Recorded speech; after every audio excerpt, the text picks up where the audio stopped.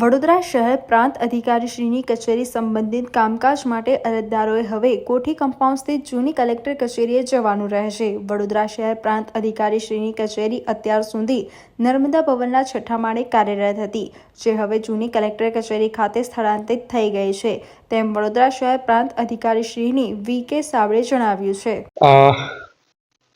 નવી કલેક્ટર કચેરી નિર્માણ થતા નવી કલેક્ટર કચેરી અહીંયાથી શિફ્ટિંગ થતા જૂની કલેક્ટર ઓફિસ કોઠી બિલ્ડિંગ ખાતે જે તે સમયે પ્રાંત અધિકારી શહેર અને ઓફિસની ફાળવણી યાત્રા કરેલ। ઇલેક્શનની કામગીરી પૂર્ણ થતાં ફાળવણી યાત્રા થઈ ગયેલું હોય અને નર્મદા ભવન ખાતે ઘણા બધા લોકોની અરજદારોની અવરજવર હોય, 6થા માળે હોય। અત્યારે અહીંયા ગ્રાઉન્ડ ફ્લોર પર શિફ્ટિંગ થયું છે।